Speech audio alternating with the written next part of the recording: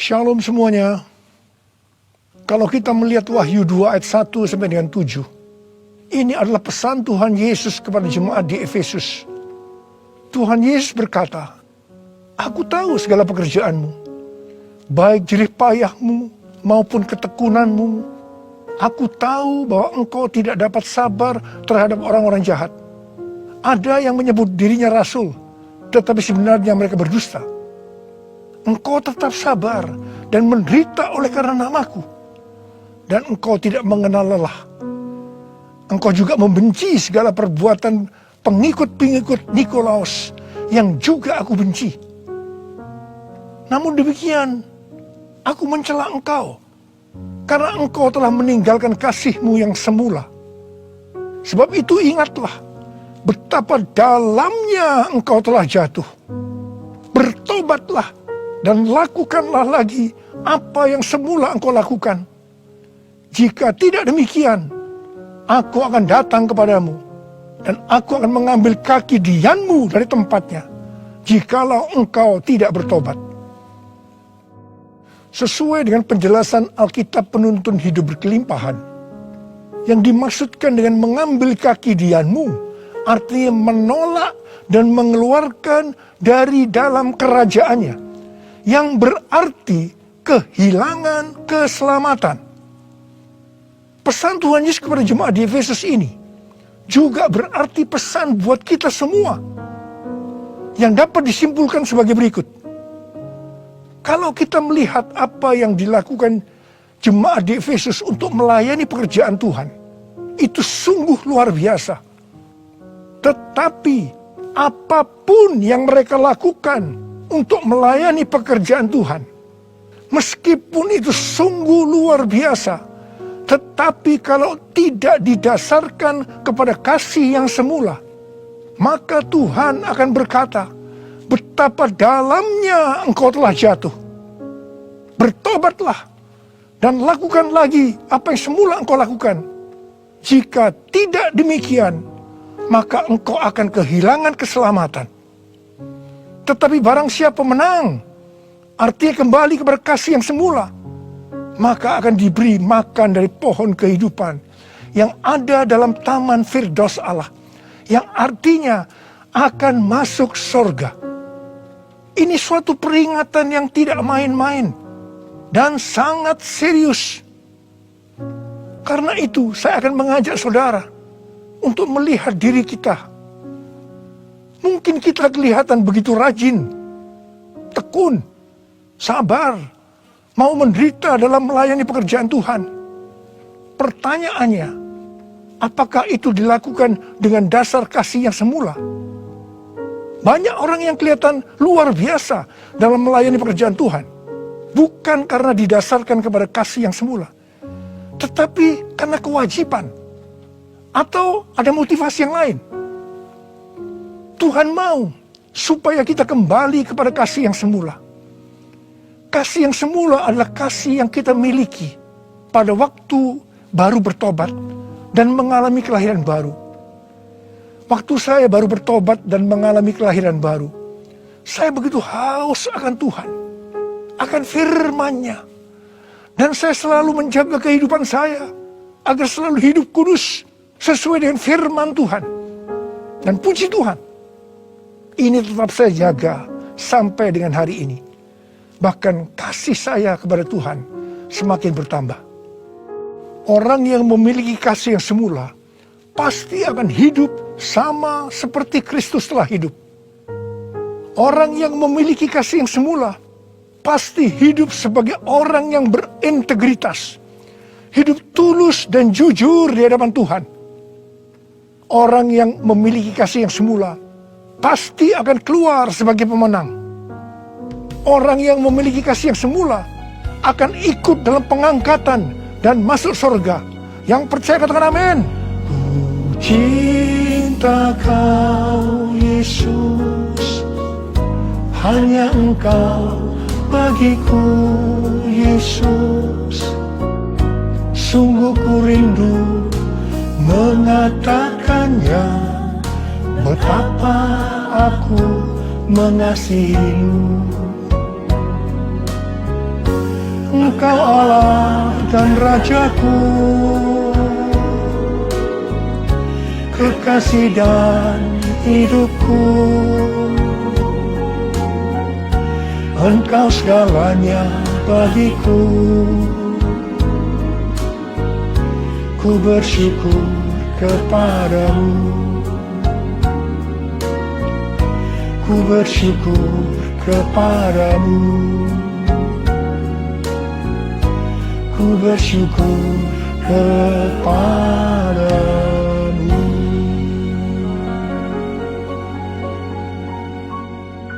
Pada waktu Tuhan Yesus ditanya oleh murid-muridnya tentang tanda kedatangannya kembali dan tanda kesudahan dunia ini, Tuhan Yesus menjawab dalam Lukas 21 ayat 11 bahwa salah satunya adalah penyakit sampar. Jadi COVID-19 ini adalah salah satu tanda dari kedatangan Tuhan Yesus kembali dan tanda kesudahan dunia ini. Awal tahun 2009, Tuhan berbicara kepada saya dengan sangat serius dari Wahyu 3 ayat 11 bagian A. Aku datang segera. Aku datang segera. Saya gemetar dan bertanya, Tuhan, apa yang akan Tuhan lakukan? Dan apa yang harus saya kerjakan? Lebih kurang 6 bulan kemudian, Tuhan baru menjawab pertanyaan saya dengan berkata, Aku akan mencurahkan rohku. Aku akan mencurahkan rohku. Pada saat aku mencurahkan rohku, akan terjadi seperti Yoel 2, ayat 28 sampai dengan 32. Akan ada 3 tanda yang terjadi. Tanda yang pertama, anak-anak, pemuda, orang tua akan dipakai Tuhan secara luar biasa. Tanda yang kedua, mujizat-mujizat akan terjadi secara luar biasa. Tanda yang ketiga, goncangan-goncangan juga terjadi secara luar biasa. Melalui 3 tanda ini, maka Yoel 2 ayat 32 akan terjadi. Yaitu akan banyak orang yang berseru kepada nama Tuhan. Dan mereka yang berseru kepada nama Tuhan akan diselamatkan. Jadi akan terjadi penuaian jiwa besar-besaran. Tahun 2013, Tuhan memberikan nama untuk pencurahan Roh Kudus ini adalah Pentakosta yang ketiga. Jadi salah satu tanda terjadinya Pentakosta yang ketiga adalah goncangan-goncangan. Sejak tahun 2009, hampir di setiap khotbah saya selalu mengingatkan tentang goncangan ini. Saya sering berkata, kalau saudara percaya akan terjadi goncangan-goncangan, katakan amin. Tetapi sering aminnya hanya sekedar berkata amin saja. Saya selanjutnya akan berkata, saudara tidak berkata amin pun, goncangan pasti terjadi. Biasanya kita akan tertawa setelah saya berkata seperti itu. Tetapi siapa mengira tanggal 2 Maret tahun 2020, Presiden Jokowi mengumumkan bahwa COVID-19 masuk ke Indonesia. Mulai saat itu goncangan karena pandemi COVID-19 mulai terjadi dan sampai dengan hari ini belum selesai. Banyak orang yang khawatir, ketakutan, bosan, jenuh, depresi. Ada juga yang sakit dan tidak sedikit yang meninggal. Pandemi ini juga mengakibatkan terjadinya krisis ekonomi. Ditambah lagi hari-hari ini pandemi semakin ganas dengan adanya varian Delta yang membuat penularannya jauh lebih cepat.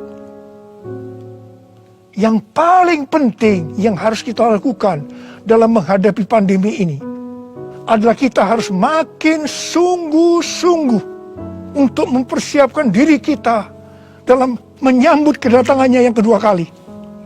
Sebab Tuhan Yesus sendiri berkata bahwa sampar dalam hal ini COVID-19 adalah salah satu tanda akan kedatangannya yang kedua kali.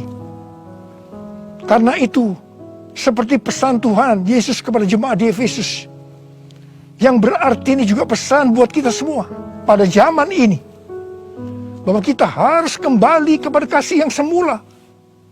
Sebab hanya orang yang memiliki kasih yang semula yang akan ikut dalam pengangkatan. Yang percaya katakan amin. Dalam masa pandemi ini, kita harus mengerti bahwa pencurahan Roh Kudus yang disebut dengan Pentakosta yang ketiga sedang terjadi. Dalam pandemi ini kita harus mengerti bahwa ini adalah masa penuaian jiwa yang terbesar dan yang terakhir dalam menyelesaikan amanat agung untuk menjadikan semua bangsa murid Tuhan Yesus. Dalam masa pandemi ini kita harus mengerti bahwa akan terjadi kebangkitan generasi Yeremia, yaitu anak-anak muda yang dipenuhi Roh Kudus, cinta mati-matian kepada Tuhan Yesus, tidak kompromi terhadap dosa, dan akan bergerak untuk memenangkan jiwa. Sucikan dan kuduskan hati ini untuk layak menghadap hadirat-Mu. Tubuh jiwa rohku kuserahkan padamu, ku menyembah-Mu. Tinggikan nama-Mu ya Tuhan, mulialah nama-Mu ya Tuhan. Tiada lain seperti Engkau ya Allahku, besar kuasa-Mu. Tiada lain seperti Engkau ya Allahku, besar kuasa-Mu, besar kuasa-Mu.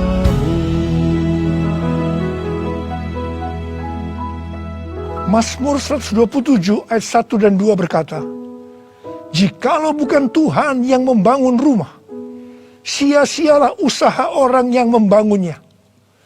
Jikalau bukan Tuhan yang mengawal kota, sia-sialah pengawal berjaga-jaga. Sia-sialah kamu bangun pagi-pagi dan duduk-duduk sampai jauh malam, dan makan roti yang diperoleh dengan susah payah. Sebab Ia memberikannya kepada yang dicintainya pada waktu tidur. Ayat ini mengingatkan kita bahwa dalam segala hal, termasuk dalam masa pandemi ini, kita harus mengandalkan Tuhan. Termasuk dalam hal membangun rumah, termasuk dalam hal perlindungan. Sesuai dengan Mazmur 91 dikatakan, kalau kita menjadikan Tuhan sebagai tempat perlindungan dan kubu pertahanan kita, maka kita tidak usah takut terhadap kedahsyatan malam, terhadap panah yang terbang di waktu siang, terhadap penyakit sampar yang berjalan di dalam gelap, terhadap penyakit menular yang mengamuk di waktu petang, termasuk dalam hal mencari nafkah di tengah-tengah krisis ekonomi yang terjadi hari-hari ini. Kita harus tetap mengandalkan Tuhan. Mungkin ada di antara saudara yang kena PHK, atau mungkin mengalami kesulitan karena banyak faktor sehingga mengalami kerugian, kesulitan untuk mencari keuntungan. Tetapi sesuai dengan ayat firman Tuhan tadi, kita diingatkan bahwa Tuhan justru akan memberikan berkat-Nya kepada yang dicintainya pada waktu tidur. Berkat yang diberikan pada waktu tidur di sini bisa diartikan berkat yang diberikan bukan karena kehebatan kita, bukan karena prestasi kita, bukan karena kekuatan kita, bukan karena kepandaian kita, juga bukan karena usaha kita yang mati-matian. Dan berkat yang seperti itu hanya diberikan kepada orang yang dicintainya. Haleluya! Kalau kita mengandalkan Tuhan, kita pasti menjadi orang yang dicintai Tuhan. Orang yang mengandalkan Tuhan adalah orang yang mengikuti segala perintah yang diberikan tanpa ragu-ragu, tanpa banyak pertanyaan, tanpa bersungut-sungut, tetapi dengan hati yang percaya disertai ucapan syukur. Demikian juga dalam menghadapi pandemi ini. Kalau kita mengandalkan Tuhan, itu berarti kita akan mengikuti perintah-perintahnya. Saya akan mengingatkan kembali tuntunan Tuhan sejak awal dari pandemi ini. Apakah saudara ingat? Dan apakah saudara tetap melakukannya? Mungkin ada yang berpikir bahwa pandemi ini sesuatu yang biasa. Mungkin karena sudah bosan, karena jenuh. Tetapi ingat, kita boleh bosan dan jenuh, tetapi COVID-nya belum bosan.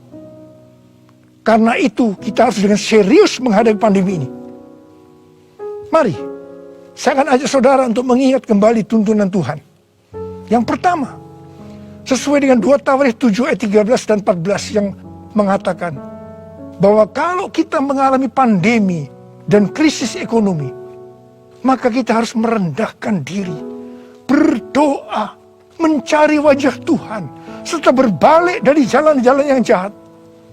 Kalau kita melakukan itu, maka Tuhan akan mendengar dari sorga dan akan mengampuni dosa kita, serta memulihkan negeri kita, Indonesia yang tercinta.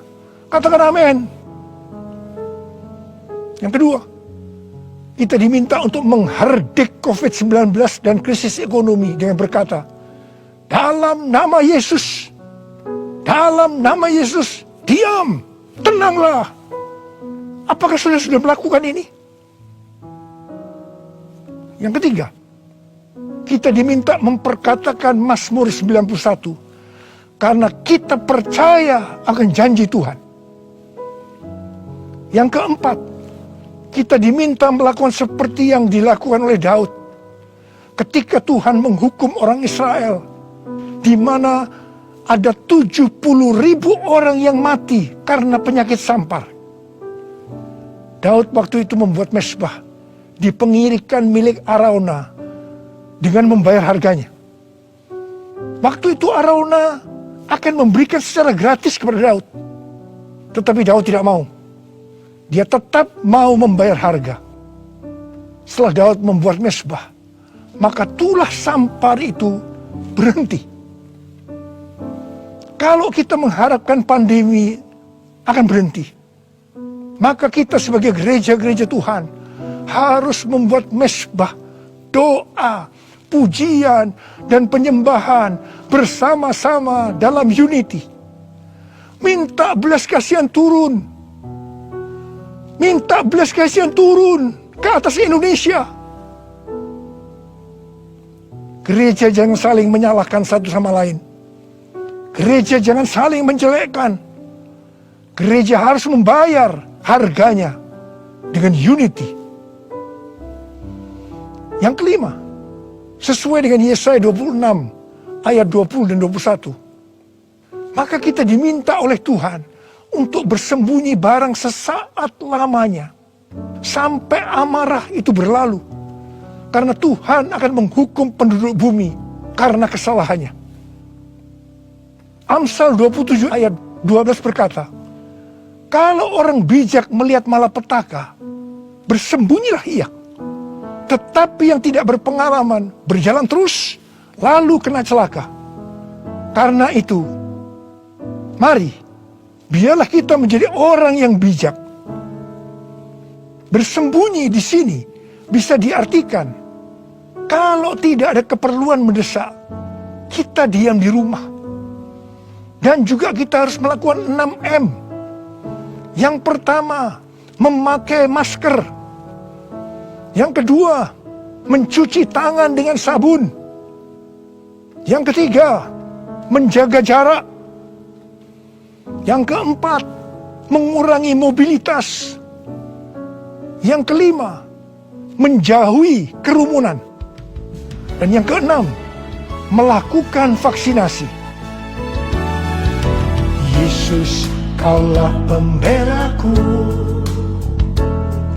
Pada siapa aku harus takut? Yesus, kau perlindunganku. Ku tak gentar menghadapi musuh. Sekarang tegaklah kepalaku, hadapi lawanku yang berada di sekelilingku. Dan mulutku memuji, bermazmur bagimu, bersorak bagi kebesaran-Mu. Sekarang tegaklah kepalaku, hadapi lawanku yang berada di sekelilingku. Dan mulutku memuji, bermazmur bagimu, bersorak bagi kebesaran-Mu. Bersorak bagi kebesaran-Mu, bersorak bagi kebesaran-Mu.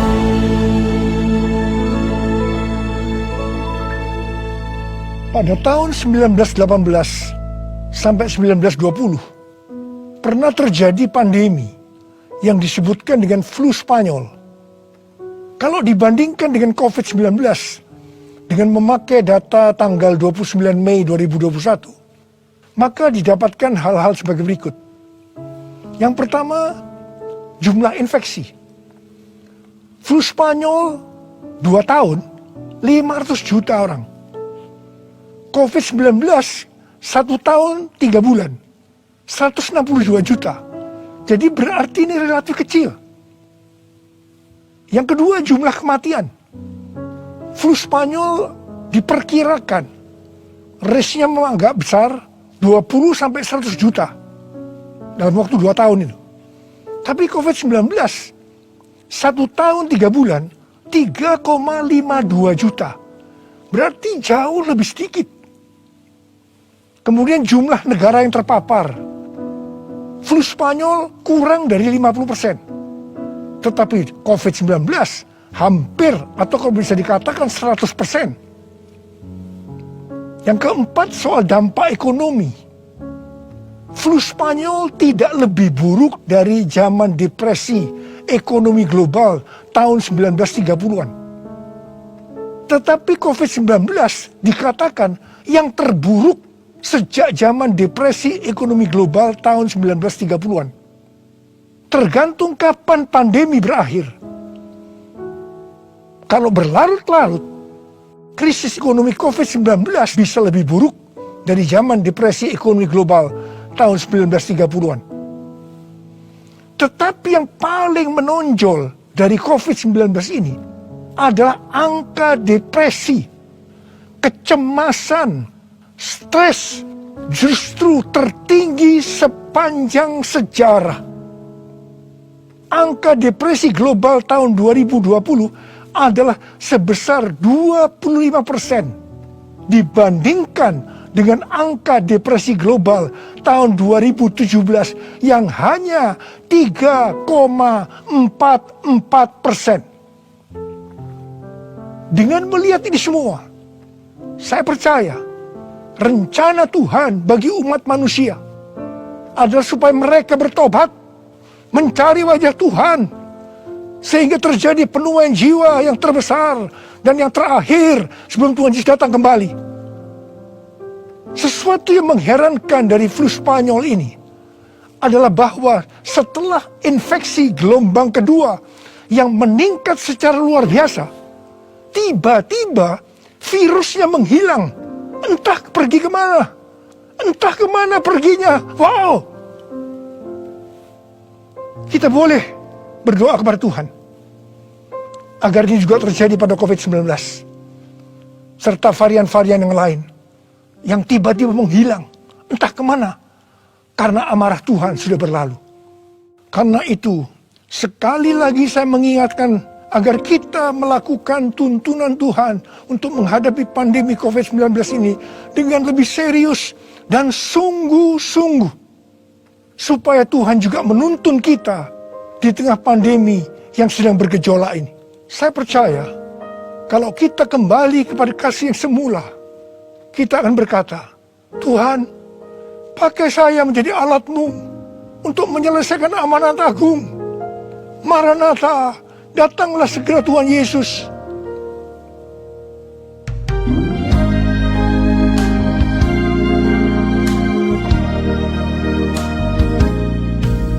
Tuhan, ini aku, jadikanlah ku alat-Mu untuk memberitakan Injil-Mu. Tuhan, ini aku, jadikanlah ku hamba-Mu untuk melakukan firman-Mu. Penuhi hidupku dengan Roh-Mu, agar ku jadi saksi-Mu. Pakailah hidupku dan urapilah untuk kemuliaan nama-Mu. Untuk kemuliaan nama-Mu. Untuk kemuliaan nama-Mu. Urialaba syaralaba kana marabala. Oh ya la la bara. Oh ya la bara. Ada berapa banyak di antara saudara yang berkata kepada Tuhan, Tuhan, ini saya Tuhan, ini saya Tuhan, pakailah saya menjadi alat-Mu untuk menyelesaikan amanat agung Tuhan Yesus. Saudara boleh angkat tangan saudara. Kau melihat anak-anak-Mu yang sedang mengangkat tangan Tuhan. Mereka siap Tuhan menjadi alat-Mu, pakai mereka untuk menyelesaikan amanat agung Tuhan Yesus. Oh, terima pengurapan Tuhan, terima.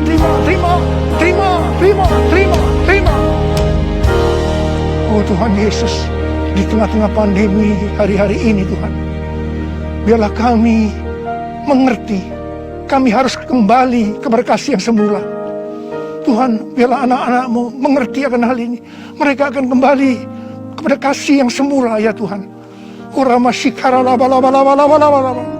Bapa-Mu berdoa buat mereka yang sekarang sedang terpapar dengan COVID-19 ini Tuhan. Mereka yang sekarang sedang mengalami krisis dalam ekonomi mereka, tolong mereka Tuhan, tolong anak-anak-Mu, tolong mereka, kasihanilah mereka Tuhan, kasihani Indonesia Tuhan, kasihani Indonesia. Belas kasihan Tuhan turun ke atas kamu semua, belas kasihan Tuhan turun ke atas Indonesia. Terima kasih dalam nama Yesus, haleluya, amin. Mari saudara, kita akan masuk dalam perjamuan kudus. Kita akan mengingat ayat ini. Sebab setiap kali kamu makan roti ini dan minum cawan ini, kamu memberitakan kematian Tuhan sampai Ia datang. Perjamuan kudus adalah perjamuan Tuhan Yesus sendiri. Setiap kali kita masuk dalam perjamuan kudus, Tuhan Yesus selalu berkata, biarlah ini menjadi peringatan akan daku. Biarlah ini menjadi peringatan akan daku. Mari, arahkan hati kita kepada kebaikan Tuhan. Mari, tundukkan kepala. Bapa, siapakah kami ini sebelum kami mengenal Engkau? Kami ini orang berdosa. Upah dosa adalah maut, mati. Tapi Engkau yang tidak berdosa telah dijadikan dosa oleh karena kami semua. Engkau harus turun dari sorga mulia, menjelma menjadi manusia, mati ganti kami dengan penderitaan yang luar biasa. Dan Kau dibangkitkan kembali. Bapa, betapa baiknya Engkau itu. Engkau jadikan kami sebagai anak-anak-Mu. Engkau yang memberkati, Engkau menuntun, Engkau membela, Engkau mendidik kami, Engkau menyembuhkan kami, Engkau memberikan kami damai sejahtera-Mu di tengah-tengah pandemi ini Tuhan. Engkau juga menghajar kami kalau kami berbuat tidak benar di hadapan-Mu. Itu Engkau ya Aba. Itu Engkau ya Aba. Betapa baiknya Engkau itu. Tuhan akan memberkati saudara melalui perjamuan kudus. Tapi Tuhan mau kita makan dan minum dengan cara yang benar. Karena itu masing-masing, mari berdoa. Masing-masing introspeksi. Lihat keadaan diri kita masing-masing saat ini. Kalau ada dosa yang selama ini belum diselesaikan dengan Tuhan, ini saatnya. Sebelum kita masuk dalam perjamuan kudus, kita selesaikan di hadapan Tuhan. Minta ampun. Minta ampun. Minta ampun. Ampuni. Ampuni saya Tuhan, katakan. Ampuni saya. Ampuni saya. Engkau melihat anak-anakmu sedang meminta ampun ya Tuhan. Ampuni, ampuni ya Tuhan, ampuni. Bapa terima kasih. Layakkan kami masuk dalam perjamuan kudus. Berkatilah kami semua. Engkau mengasihi kami semua ya Tuhan. Kami akan masuk dalam perjamuan kudus dengan hati yang penuh ucapan syukur. Dalam nama Yesus. Amin. Sekarang, mari angkat roti di tangan kanan kita tinggi-tinggi. Sebab apa yang telah kuteruskan kepadamu telah aku terima dari Tuhan. Yaitu bahwa Tuhan Yesus pada malam waktu ia diserahkan mengambil roti. Dan sesudah itu ia mengucap syukur atasnya. Ia memecah-mecahkannya dan berkata, inilah tubuhku yang diserahkan bagi kamu. Perbuatlah ini menjadi peringatan akan aku. Sudah dikasih Tuhan. Bukankah roti yang kita pecah-pecahkan ini adalah persekutuan kita dengan tubuh Kristus? Mari kita makan dalam nama Yesus.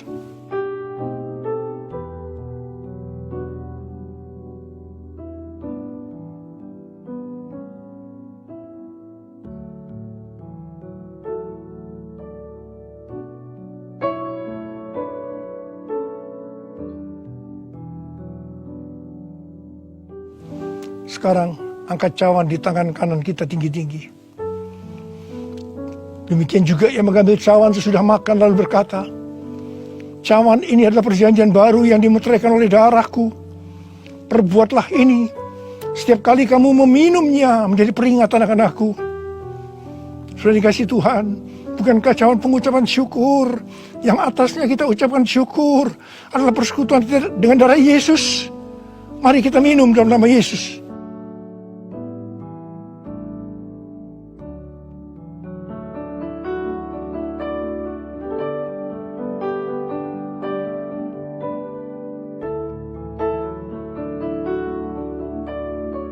Mari angkat tangan kita. Ucapkan syukur dengan suara, jangan diam. Jangan diam. Oh ralabasyarakana mayararabarabara. Oh ralabakanama. Yesus, terima kasih ya Tuhan Yesus. Oh rabakana mayararabarabara. Oh rabakana mayararabarabara. Terima kasih Tuhan. Terima kasih Tuhan, Kau baik. Engkau baik ya Tuhan. Dalam seluruh hidup kami Engkau baik Tuhan. Engkau baik. Engkau baik Tuhan. Engkau baik Tuhan. Engkau baik. Terima kasih. Terima kasih. Terima kasih. Mari katakan bersama saya. All my life you have been faithful. And all my life you have been so good. With every breath that I am able, I will sing of the goodness of God. All my life you have been faithful, and all my life you have been so good. With every breath that I am able, I will sing of the goodness of God. I will sing of the goodness of God. I will sing of the goodness of God.